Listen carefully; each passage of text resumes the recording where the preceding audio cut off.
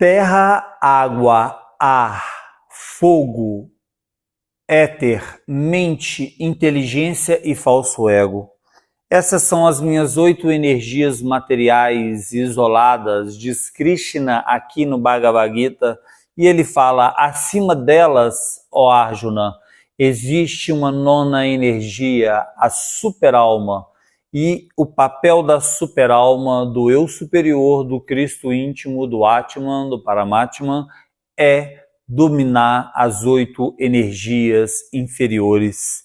Mas olha que interessante, Krishna fala que o falso ego é uma das suas energias, é a energia ilusória, é a energia de Maya que envolve a falsa personalidade humana e faz o ser humano ou todas as almas que estão no ciclo de Sansara se identificarem com o estado de matéria e com a situação material que estão vivendo, e assim essas almas fantasiosas e identificadas, elas acabam esquecendo de si e também esquecendo do trabalho psicológico de evolução, de desdobramento e de desenvolvimento constante perante as forças da natureza.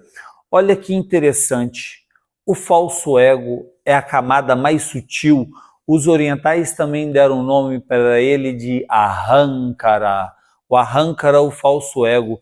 E o Buda trouxe uma doutrina para o ego, chama a doutrina da aniquilação budista, ao qual nós temos que ir trabalhando passo a passo, momento a momento, a morte do ego.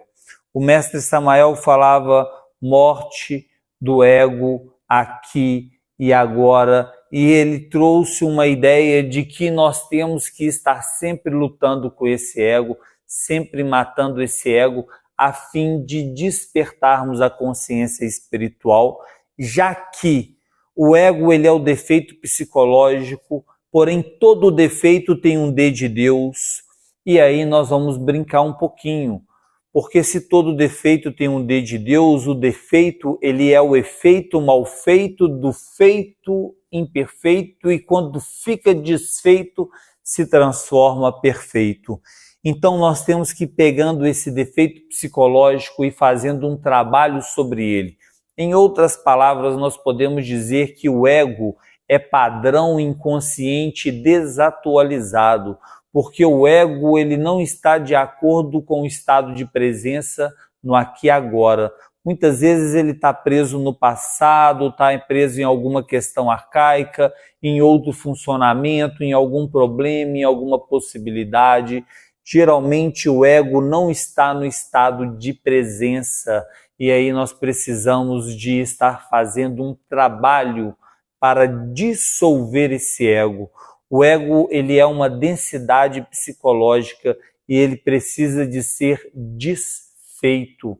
Então nós precisamos de ir aprendendo ao longo desses estudos a doutrina da morte do ego, ao qual um dia eu vou gravar um curso muito especial sobre isso. Eu já deixei algumas aulas, pouquinhas, no YouTube.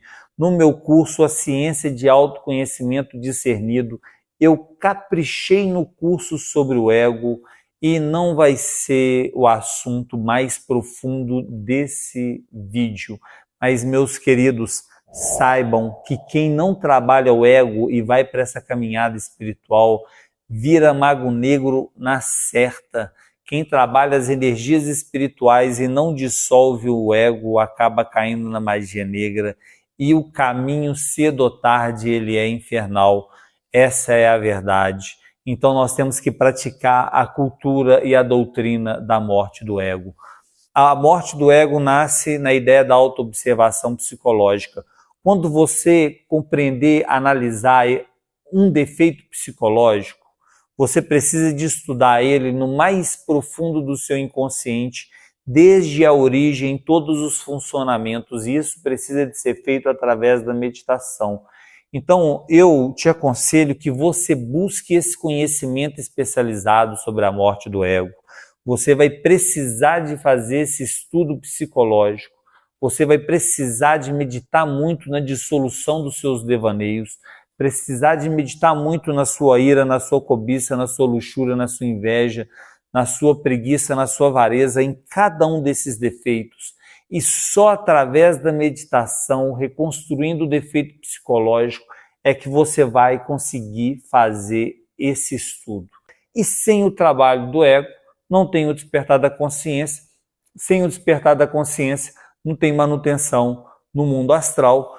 E você está fazendo as suas práticas, está na disciplina, puxou dedinho, deu saltinho, já fez seus testes. Se você estiver no astral agora, você vai fazer o quê? Você vai invocar o mestre? Você vai fazer o quê? Você vai viajar no espaço, no tempo, viajar no seu passado, querer fazer uma previsão de futuro, ir para um outro planeta, adentrar nos inframundos. Qual que é a sua expectativa no astral? Você quer ir para o céu, conhecer os anjos, os seres divinos, contato com Deus, visitar os mestres da Santa Fraternidade Branca? Qual que é a sua perspectiva para o mundo astral? Tamo junto.